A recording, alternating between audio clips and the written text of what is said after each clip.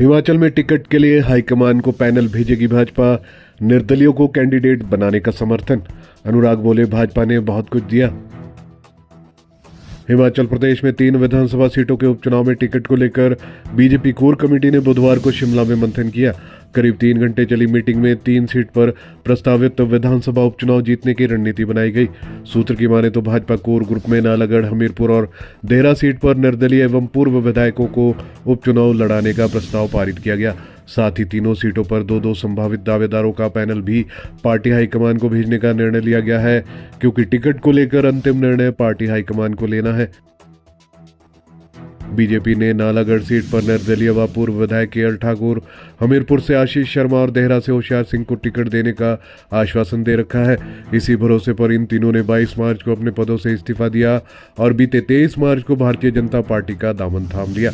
बीते 3 जून को स्पीकर कुलदीप सिंह पठानिया ने इनका इस्तीफा स्वीकार किया। 9 जून को केंद्रीय चुनाव आयोग ने तीनों सीटों पर उपचुनाव का ऐलान कर दिया। राज्यसभा चुनाव में बीजेपी प्रत्याशी को दिया था वोट।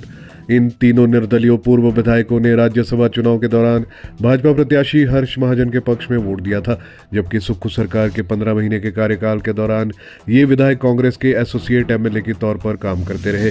राज्यसभा चुनाव में इन्होंने कांग्रेस के 6 बागी विधायकों के साथ दिया और राज्यसभा चुनाव में बीजेपी प्रत्याशी को वोट के बाद निर्दलीय विधायक भी 1 महीने तक प्रदेश से बाहर रहे। 10 जुलाई को हिमाचल प्रदेश में होगा उपचुनाव।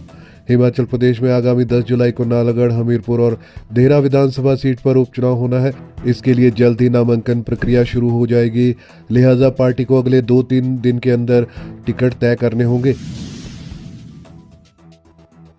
अनुराग बोले, बीजेपी ने बहुत कुछ दिया, पद आते जाते रहेंगे। कोर ग्रुप मीटिंग में पहुंचे पूर्व केंद्रीय मंत्री अनुराग ठाकुर ने कहा कि बीजेपी ने उनको बहुत कुछ दिया है। 5 बार सांसद, युवा मोर्चा का राष्ट्रीय अध्यक्ष, केंद्रीय मंत्री सहित कई जिम्मेदारियां पार्टी ने दी है। पार्टी में कार्यकर्ता हमेशा रहता है, जबकि दायित्व तो बदलता रहता है। पार्टी जो भी आदेश करेगी वो एक कार्यकर्ता के रूप में उसे निभाएंगे। 10 सालों में मोदी सरकार ने हिमाचल को बहुत कुछ दिया है। अब हिमाचल से भाजपा राष्ट्रीय अध्यक्ष जेपी नड्डा को बड़ा मंत्रालय दिया गया है, जिससे प्रदेश का विकास आगे बढ़ेगा। अनुराग ने एक सवाल के जवाब में कहा कि बीजेपी में हर कोई कार्यकर्ता परमानेंट है, बाकी पद आने जाने हैं और जीवन में ये तो लगा रहता है। हर किसी की भूमिका बार बार बदलती है। हर 3 साल बाद और 5 साल बाद हर किसी को नई जिम्मेदारी मिलती है। जेपी नड्डा को मंत्री बनाए जाने को लेकर अनुराग ने कहा कि नड्डा फिर से एक बार केंद्रीय मंत्री के रूप में अपनी भूमिका निभाएंगे। उन्हें बड़े मंत्रालयों की जिम्मेदारी मिली है।